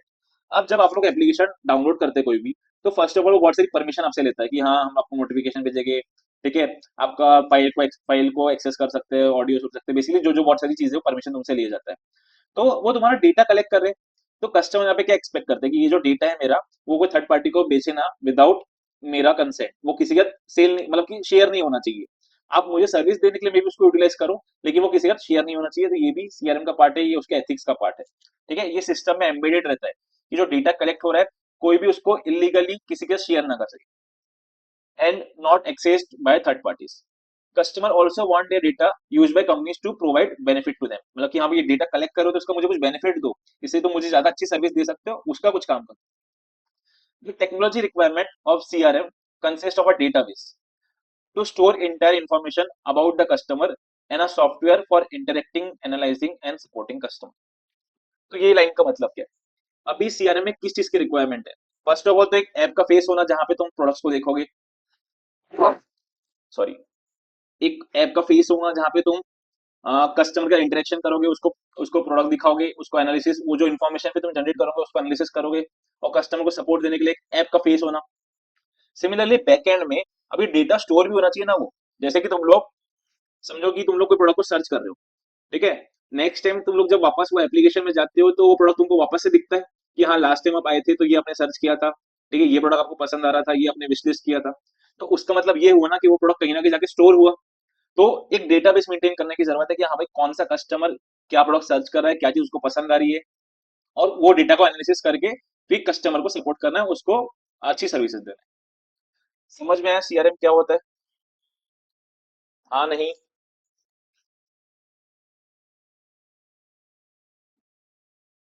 किसी को कोई डाउट है, कुछ पूछना है? सर यहाँ पे एक क्वेश्चन बन सकता है कि भाई प्रोसेस ऑफ, जैसे 3 MCQ में आ गया, ठीक है, कि CRM process consist following step. अब यहाँ पे जो 4 ऑप्शन है उसमें से कोई 3 ऑप्शन दे देगा और कुछ और रैंडम वर्ड्स दे देगा, मतलब थोड़े से रिलेटेड। तो तुमको ये प्रोसेस अगर याद रहेगा तो तुम करेक्टली आंसर कर दोगे। ठीक है, तुमको दिमाग में बैठ जाएगा कि हाँ भाई सीआरएम में होता क्या बेसिकली, तो तुमको याद करने की जरूरत नहीं पड़ेगी, नहीं तो तुमको फिर बैठ के एक एक चीज यहाँ पे याद करनी पड़ेगी। तो कंसेप्ट समझ लोगे तो आधे प्रॉब्लम तो वहीं सॉल्व हो जाएगी कि हाँ भाई इसका काम क्या है, क्योंकि हर चीज थोड़ी थोड़ी डिफरेंशिएट करती है। तुम कंसेप्ट समझ लिए तो तुम्हारी आधी प्रॉब्लम वहां सॉल्व होगी, तो उस चीज पे ध्यान। किसी को कोई डाउट है? हाँ नहीं? जल्दी बताओ, नेक्स्ट टॉपिक पढ़ना है पर कोई एक और बोले आगे। चलो नेक्स्ट, नेक्स्ट टॉपिक है, next technology basically decision support system, DSS। तुमको नाम से समझ में आ रहा होगा, यहाँ पे 3 वर्ड्स है, डिसीजन सपोर्ट सिस्टम। तो अभी डिसीजन सपोर्ट सिस्टम होता क्या है, मतलब ये वर्ड से क्या समझना, ऐसा कोई सॉफ्टवेयर, ऐसी कोई टेक्नोलॉजी जो मुझे हेल्प करेगी, सपोर्ट करेंगी भी मेरे business, day to day business, जो मेरी डे टू डे वर्किंग होती है उसमें डिसीजन लेने में। ठीक है, डिसीजन यहाँ पे ऑटोमेटेड नहीं है, मेरा सिस्टम ऑटोमेटेड नहीं है, यहाँ पे डिसीजन मुझे जो यूजर है उसको खुद लेना रहेगा कि भाई या इस स्टेप में तुमको क्या करने की जरूरत है। बस मुझे सिस्टम हेल्प करेगा डेटा को एनालिसिस करके, कुछ अलग अलग डेटा पॉइंट्स को कैप्चर करके एनालिसिस करके, वो मुझे सपोर्ट करेगा कि हाँ भाई आपके लिए बेटर चॉइस ये हो सकती है, या आप ये चीज को यूज कर सकते हो। ठीक है, तो वो एक डीएसएस ये सिस्टम करता है। इसको समझाने के लिए मैं तुमको एक बेसिक एग्जांपल, अच्छे से सुनना, वो एग्जांपल समझ में आ गया तो तुम ये जो यहाँ पे लिखा हुआ है सब समझ जाओगे। ठीक है, सब लोग ने गूगल मैप्स यूज किए? हाँ नहीं? सब लोग यूज करते हो गूगल मैप्स? अब आपको कोई लोकेशन पे जाना है, ठीक है, जैसे आप समझो गोंदिया से निकला, आपको नागपुर जाना है, आपने गूगल मैप में अपनी डेस्टिनेशन डाल दी, तो आपने कभी देखा होगा वहां पे कि भाई वो अल्टरनेटिव रूट्स बताता है कि हाँ भाई आपके पास ये अलग अलग रूट्स अवेलेबल है। ठीक है, आपको ये रूट पे, ये मे बी ये रोड पे टोल आएगा, ये रोड पे टोल नहीं आएगा, ये रोड पे इतना टाइम लगेगा, ये रोड पे इतना टाइम लगने वाला है, सिमिलरली कहाँ पे ट्रैफिक ज्यादा है, कहाँ पे ट्रैफिक कम है, इस टाइप की इन्फॉर्मेशन तुमको प्रोवाइड करता है वो। हाँ नहीं? करता है नहीं करता है? करता है। तो वहां पे जो गूगल मैप्स एप्लीकेशन है, बेसिकली जो मुझे एंड डेस्टिनेशन है मेरी, उसके बेसिस पे, ठीक है, वो एनालिसिस कर रहा है कि हाँ भाई कौन सा रोड जल्दी से जल्दी मुझे वहां पे पहुंचा के देगा, कहाँ पे रोड की क्वालिटी अच्छा है, कहाँ पे ट्रैफिक कम है, कहाँ पे टोल है, कहाँ पे टोल नहीं है, वो सबको एनालिसिस करके मुझे वहां पे ऑप्शंस दे रहा है कि हाँ आप ये रूट को यूज कर सकते हैं और जा सकते हैं। अब कौन से रूट से जान, और वो रिकमेंड भी करता है कि हाँ फास्टेस्ट रूट कौन सा है, करता है वो। अब इसके बाद में कौन से रूट से मुझे जाना है, वो किसके हाथ में है? जो गूगल मैप बोलेगा वहीं से मेरे को जाने की जरूरत है क्या? नहीं, मुझे अगर कोई अपनी पर्सनल कहा कि मुझे ये रास्ते से जाना है, दूसरे रास्ते से जाना है, तो मैं जा सकता हूँ। लेकिन गूगल मैप ने मुझे क्या किया, जो मुझे डिसीजन लेना था उसके लिए मुझे एक बेसिकली मुझे डिसीजन लेने के लिए सपोर्ट किया कि हाँ भाई आपको कैसे कैसे आप वो डिसीजन ले सकते हो, मेरा काम आसान किया। अब जो डेटा पॉइंट्स मुझे गूगल मैप बताएगा उसके बेसिस पे मैं डिसीजन लूंगा, लूंगा नहीं लूंगा? तो यहाँ पे ये जो चीज जो मैंने तुमको एग्जांपल दिया, ये डीएसएस का एग्जांपल है कि कोई सॉफ्टवेयर ऐसा हो, ठीक है, जो मुझे फंक्शन परफॉर्म करना है, तो उसमें वो डेटा को एनालिसिस करके, जैसे अभी तुम लोग, जैसे तुम लोग यहाँ पे गूगल मैप्स यूज करते हो, वैसे अभी हजारों लोग गूगल मैप्स को यूज करते होंगे। वो लोग जब जाते होंगे तो वो लोग अपना जर्नी स्टार्ट चालू करते होंगे, फिर जर्नी चालू करने के बाद वो डेस्टिनेशन पे जाते होंगे, यूज करते होंगे गूगल मैप्स को।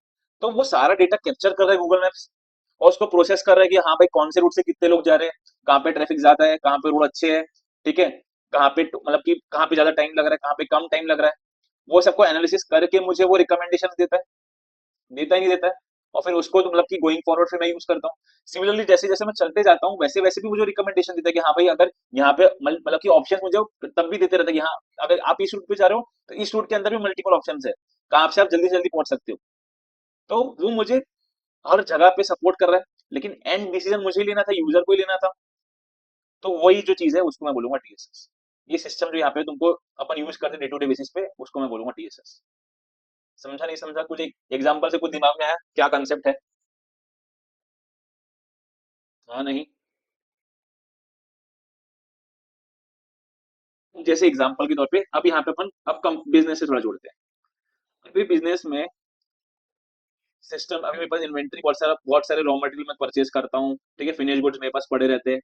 तो अभी सिस्टम क्या करेगा, जैसे इन्वेंट्री का एग्जांपल, मुझे रॉ मटेरियल परचेज करना रहता है, रॉ मटेरियल मुझे अवेलेबल चाहिए पे प्रोडक्शन के लिए। तो सिस्टम पास्ट डेटा को एनालिसिस करके मुझे रिकमेंड करेगा कि आपको इतना रॉ मटेरियल अपने पास मेंटेन करना चाहिए, सो दैट कि आपका स्टॉक आउट नहीं होगा, और जब तक वो गुड्स आएंगे, ठीक है, जब तक आप ऑर्डर करोगे गुड्स आएंगे तब तक आपका वापस स्टॉक भर जाएगा। मतलब कि जितना स्टॉक आपके पास अभी अवेलेबल है और पास्ट जो आपका ट्रेंड है कि आप कैसे कंज्यूम करते हो रॉ मटेरियल को, उसके बेसिस पे आपको इतना स्टॉक को मेंटेन करना चाहिए, सो दैट कि आपका ज्यादा कैपिटल भी ब्लॉक ना हो, ठीक है, आपका रॉ मटेरियल खत्म भी ना हो प्रोडक्ट मतलब कि वापस से स्टॉक फिल होने के पहले, और तुम्हारा प्रोडक्शन भी कंटिन्यूसली चलता रहे। तो यहाँ पे मुझे रिकमेंड करेगा जो भी मेरा डीएसएस सिस्टम रहेगा कि हाँ आपको इतना स्टॉक का लेवल मेंटेन करने की जरूरत है। लेकिन उसको मेंटेन नहीं करना, उससे कम मेंटेन करना, उससे ज्यादा मेंटेन करने का डिसीजन किसका है? मेरा है। वो खुद से तो ऑर्डर प्लेस नहीं कर देगा, ठीक है, यहाँ पे मुझे खुद को वो ऑर्डर देना पड़ेगा। तो यहाँ पे मुझे वो क्या कर रहा है, सपोर्ट प्रोवाइड कर रहा है कि हाँ आपको किस तरह से कितना इन्वेंट्री मेंटेन करने की जरूरत है, अलग अलग रॉ मटेरियल के लिए अलग अलग लेवल मुझे वो प्रोवाइड करेगा।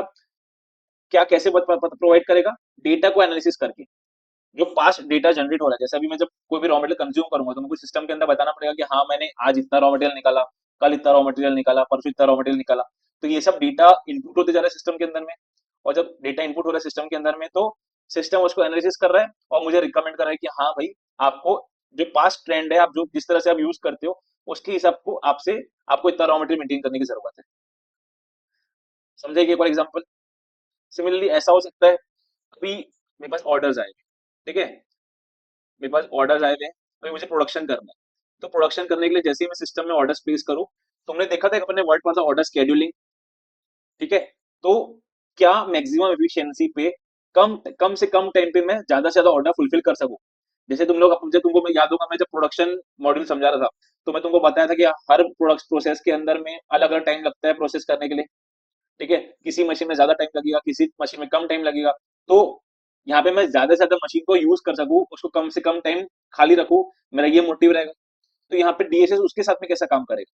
अभी यहाँ पे डीएसएस उसके साथ में मेरे जो ऑर्डर्स हैं उसको एनालिसिस करेगा। सिमिलरली मेरी जो मशीन से कैसे काम करती है, किस चीज को बनने में कितना टाइम लगता है, उसको एनालिसिस करके एक ऑर्डर्स का स्केड्यूल बना देगा कि हाँ पहले इस चीज को बनाओ, पहली मशीन में इस सीक्वेंस में गुड्स बनाओ, दूसरी मशीन में इस सीक्वेंस में गुड्स बनाओ, सो दैट कि मैक्सिमम टाइम में अपनी मशीन को चला सकूं और मैं ज्यादा से ज्यादा ऑर्डर्स को कम टाइम में फुलफिल कर सकूं। लेकिन ये जो वो मुझे रिकमेंड कर रहा है, इसको यूज करने का डिसीजन मेरे खुद के ऊपर में। समझो कि अभी मेरा कोई कस्टमर है, उसको एकदम अर्जेंटली ऑर्डर चाहिए, तो यहाँ पे अभी समझो कि उसका नंबर 5th था एज पर मशीन के रिकमेंडेशन, लेकिन उसको एकदम अर्जेंटली चाहिए तो मैं उसको पहले बना के दूंगा। तो रियल लाइफ जो सिचुएशन है उसके हिसाब से मुझे कभी कभी डिसीजन लेना पड़ेगा, लेकिन यहाँ पे फिर भी डीएसएस अपने जो डेटा के बेसिस पे एनालिसिस करके मुझे रिकमेंड करेगा कि क्या चीज करना चाहिए, कौन से ज्यादा बेनिफिशियल है। समझ में आया? नहीं समझ में आया? कोई एक एग्जांपल समझ में आई? सिर्फ प्राची को समझा, बाकी लोग? और एग्जांपल देता हूं। जैसे कि समझो अभी मेरे पास दो ऑर्डर्स का ऑफर आया, मतलब कि दो कस्टमर मेरे पास आए गुड्स को परचेज करने के लिए, ठीक है, मैं सिस्टम में पुट करूंगा, ठीक है, अभी प्रोडक्शन करना है, जैसे दोनों गुड्स अलग अलग कैटेगरी के हैं, ठीक है, लेकिन एक में प्रॉफिट मार्जिन कम है, एक में प्रॉफिट मार्जिन ज्यादा है, ठीक है, और अभी यहाँ पे सिस्टम के अंदर जब मैं पुट करूंगा तो सिस्टम क्या रिकमेंड करेगा कि हाँ भाई आपको जो जिसमें प्रॉफिट मार्जिन ज्यादा है उसको आपको प्रोड्यूस करना चाहिए। लेकिन रियल लाइफ में मैं देखूंगा तो यहाँ पे ऐसा हो सकता है कि जो मेरा दूसरा कस्टमर है जिसमें प्रॉफिट मार्जिन कम है, जो ऑर्डर प्लेस कर रहा है, वो मेरा रेगुलर कस्टमर है और ये वन टाइम कस्टमर है। तो मैं वन टाइम कस्टमर को पुश करने के लिए, प्रॉफिट कमाने के लिए मैं अपने लॉन्ग टर्म कस्टमर को तो मतलब कि बस डिससेटिस्फाई नहीं करूंगा। तो मेरा ऐसा भी हो सकता है कि हाँ मुझे वो ऑर्डर को पहले फुलफिल करना पड़े, बाद में ये ऑर्डर को मैं फुलफिल करूं। तो यहाँ पे मुझे सिस्टम डेटा के बेसिस पे जो मैंने इनपुट किया कि हाँ भाई कौन सा ज्यादा बेनिफिशियल रहेगा मेरे लिए, कौन सा ज्यादा जल्दी बच सकेगा, वो रिकमेंड कर रहा है कि हाँ भाई आपको दूसरा जिसमें ज्यादा मार्जिन है वो प्रोड्यूस करना चाहिए। लेकिन रियल लाइफ सिचुएशन पे जरूरी नहीं कि हाँ मुझे वो जो सपोर्ट कर जो भी मुझे वो रिकमेंडेशन कर रहा है मैं उसको यूज करूं। यहाँ पे अभी रियल लाइफ सिनेरियो अलग है, उसके रिलेशनशिप तो मैं सिस्टम को नहीं समझा सकता, तो उसके बेसिस में मैं प्रोडक्शन का कुछ सीक्वेंस चेंज कर दूं। तो यहाँ पे बेसिकली डीएसएस का मतलब क्या मैं जो बताना चाह रहा हूँ, देखो डीएसएस डिसीजन लेने में हेल्प करेगा, सपोर्ट करेगा, लेकिन फाइनल डिसीजन यूजर को ही लेना है। यहाँ पे डीएसएस क्या करेगा, बैकएंड में जो भी डेटा इनपुट हो रहा है पास्ट ट्रेंड को यूज करके, पास्ट डेटा को यूज करके एनालिसिस करके मुझे सजेस्ट करेगा कि क्या करने की जरूरत है, ठीक है, वो हेल्प करेगा मुझे कि मैं डिसीजन में आसान बनेगा, मेरे लिए ऑप्शंस आसान बनेगा, क्या मेरे पास ऑप्शंस अवेलेबल है वो मुझे प्रोवाइड करेगा। और फिर वो जो प्रोवाइड करेगा उसके बेसिस में मैं एनालिसिस करूंगा, खुद का दिमाग लगाऊंगा कि हाँ भाई कौन सा करना चाहिए, जो रियल लाइफ सिचुएशन है उसको भी मध्य मतलब कि उसको भी ध्यान में रखते हुए, और फिर मैं जो भी मुझे असली में करना है वो मैं करूँ। समझा एक बार डीएसएस क्या है? एक बार वहां से भी रीड कर लीजिए।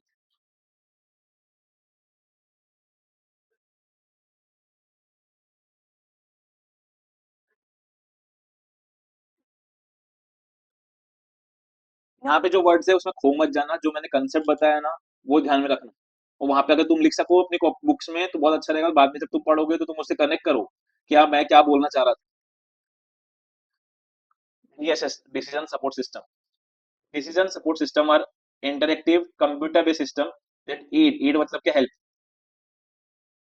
User in judgement and choice activities. यहाँ पे क्या करेगा सिस्टम, मुझे चॉइसेस प्रोवाइड करेगा कि हाँ भाई आपके पास ये ऑप्शंस अवेलेबल है, अब इनमें से आपको जज करना है कि आपके लिए कौन सा बेटर है, ठीक है, वो अपनी रिकमेंडेशन दे देगा, चॉइसेस दे देगा कि हाँ भाई मेरे एनालिसिस के बेसिस पे ये सही तरीका है, आपको इस तरीके से करना चाहिए। It is a computer program application that analysis business data, past data, and presents it so that user can make business decision more easily. अभी मुझे फ्यूचर गोइंग फॉरवर्ड जो डिसीजन लेना है वो पास्ट डेटा को एनालिसिस करके मुझे वो हेल्प करेगा, चॉइसेस प्रोवाइड करेगा। DSS focuses on providing help in analyzing situation rather than providing right information in the form of various types of reports. Reports के लिए मैं क्या यूज करता हूँ? MIS।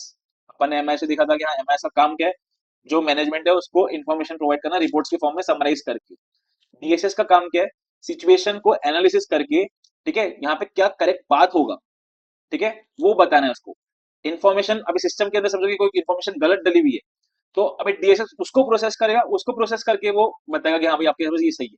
तो ये मुझे पता होना चाहिए कि हाँ भाई कौन सी इन्फॉर्मेशन किस मतलब कि इन्फॉर्मेशन सिस्टम के अंदर सही जा रही है कि नहीं जा रही है, ठीक है। DSS needs a strong database management system, मतलब कि बैकएंड में पास्ट ट्रेंड का जो पास्ट डेटा है वो अगर मेरे पास अवेलेबल नहीं है तो DSS कुछ काम का नहीं है। जैसे गूगल मैप्स के, अगर मैप्स के पास अगर ये डेटा नहीं रहेगा कि भाई कौन लोग, जो भी लोग कहीं जा रहे हैं पर्टिकुलर लोकेशन पे जा रहे हैं, तो किस रूट से जा रहे हैं, वो लोग कितनी टाइम में पहुंच रहे हैं, तो वो किस चीज को एनालिसिस करेगा मुझे रिकमेंडेशन देने के लिए। तो कुछ एक बेस चाहिए ना, तो वही सिमिलरली DSS को रिकमेंडेशन देने के लिए, चॉइसेस बताने के लिए पास्ट डेटा का बैकअप चाहिए, बैकअप उसको स्ट्रॉन्ग डेटाबेस मैनेजमेंट सिस्टम चाहिए, ठीक है, to provide the support in decision making.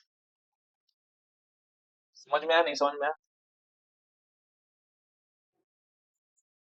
Example में बताऊं, अभी जैसे बैंक्स होते हैं, मतलब ये तो मैंने खुद देखा है रियल है, और ये होता है, मैंने खुद अंदर सिस्टम भी देखा था। बैंक्स होते हैं, और बैंक्स के पास आप लोग लोन लेने जाते हैं, ठीक है। लोन लेने के टाइम पे वो बैंक आपको बोलेगा कि कुछ डॉक्यूमेंट्स आपको सबमिट करने की जरूरत है, ठीक है। जैसे आपके पास ITR के रिटर्न्स बोलेगा, बिजनेस की डिटेल्स बताओ, या फिर कुछ कुछ और डिटेल्स तुमसे मांगे।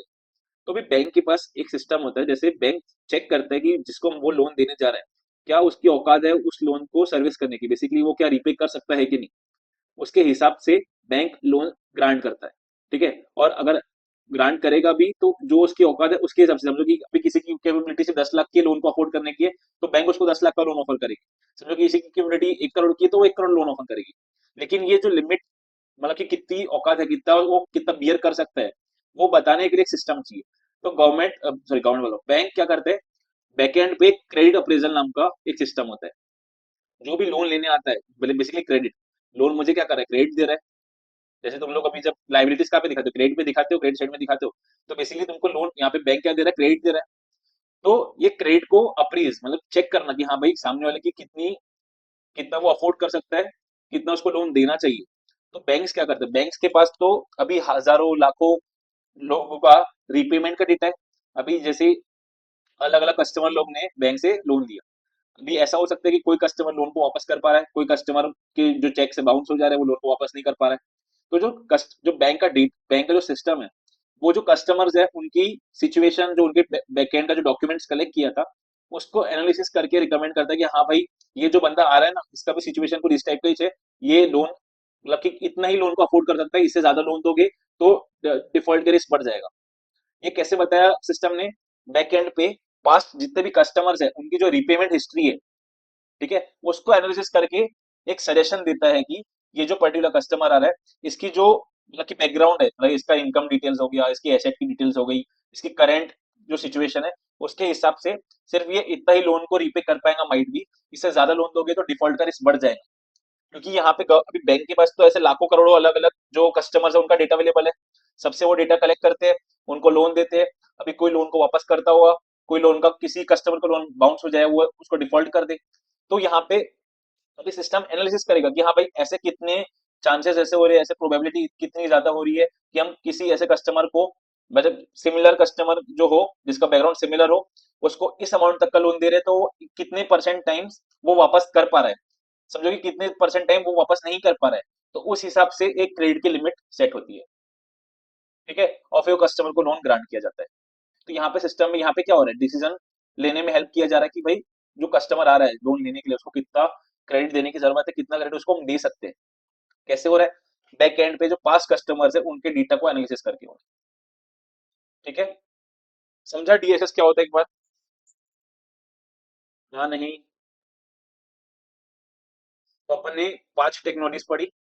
सबसे पहले अपन ने देखा था PLM, product life cycle management. उसके अंदर 4 फेजेस थे, आपको याद हो गए तो, इंट्रोडक्शन, ग्रोथ, मैच्योरिटी और डिक्लाइन, ठीक है। उसमें अपन पूरे प्रोडक्ट की लाइफ साइकिल को ट्रैक करते हैं क्यों ट्रैक करते हैं वो मैं तुमको समझाते टाइम बताया। सिमिलरली उसके बाद अपन ने देखा था एमआईएस। एमआईएस का फुल फॉर्म क्या था? Management information system. तो मैनेजमेंट इंफॉर्मेशन सिस्टम तुमको नाम से समझ में आ रहा होगा, जो मैनेजमेंट है उसको भी फाइनल डिसीजन लेना है, तो डिसीजन लेने के लिए उसको इन्फॉर्मेशन प्रोवाइड करना पड़ेगा। तो मैं इन्फॉर्मेशन किस तरीके से प्रोवाइड कर रहा हूँ, कैसे समराइज करके मैं प्रेजेंट कर सकता हूँ, वो एमआईएस का काम है। मैं कैसे रिपोर्ट्स के फॉर्म में वो डेटा को प्रेजेंट कर सकता हूँ, वो एमआईएस का काम है। ठीक है, जैसे अभी डेटा तो बहुत सारा है मेरे पास, लेकिन डेटा में सारा डेटा तो उसको प्रेजेंट नहीं करूंगा, मुझे डेटा का क्रक्स प्रोवाइड करना पड़ेगा, कंक्लूजन प्रोवाइड करना पड़ेगा, तो वो एमआईएस करता है। सिमिलरली फिर अपन एससीएम, थोड़ा सा पार्ट मैंने तुमको आज बता दिया। एससीएम का फुल फॉर्म क्या है? Supply chain management.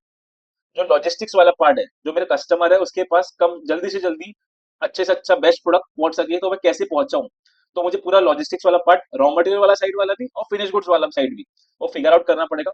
सिर्फ प्रोडक्शन इंपॉर्टेंट नहीं है, प्रोडक्शन अच्छे से चलते रहे, सिमिलरली प्रोडक्शन होने के बाद गुड्स जल्दी से जल्दी कस्टमर तक पहुंच सके, वो भी मुझे फिगर आउट करना पड़ेगा, उसके लिए भी सिस्टम बैठाना पड़ेगा, तो वो सप्लाई चेन मैनेजमेंट कहलाता है। एससीएम के बाद आज अपन ने देखा सीआरएम। सीआरएम का क्या फुल फॉर्म है? Customer relationship management. तो यहाँ पे कस्टमर के साथ मुझे कंटिन्यूअसली टच में रहना पड़ेगा, टच पॉइंट्स क्रिएट करना पड़ेगा, उसके बाद कंटिन्यूअसली इंटरेक्ट करते रहना पड़ेगा, सो दैट कि वो कस्टमर मेरे पास वापस आए। और इंटरेक्ट भी कैसे? प्री सेल्स, सेल्स होने के पहले भी टच करना पड़ेगा, सेल्स करते टाइम भी टच करना पड़ेगा, सेल्स होने के बाद भी मुझे उसके रिलेशनशिप बना के रखना है। सिमिलरली उसका फीडबैक लेके उसको सपोर्ट भी प्रोवाइड करना है। इसमें 4 स्टेप्स थी, 4 प्रोसेस में, इसके अंदर 4 स्टेप्स की प्रोसेस की। पहले मार्केटिंग, सेल्स, फीडबैक, फिर सपोर्ट। फीडबैक लेके मैं उसको सपोर्ट प्रोवाइड करूँ। ठीक है, सीआरएम के तब बाद में अपन अभी लास्ट में देखा डीएसएस। डीएसएस का फुल फॉर्म क्या है? Decision support system. नाम से तुम समझ में आ जाएगा तुमको, क्या ऐसा कोई सिस्टम जो यूजर को डिसीजन लेने में हेल्प कर रहा है, सपोर्ट कर रहा है।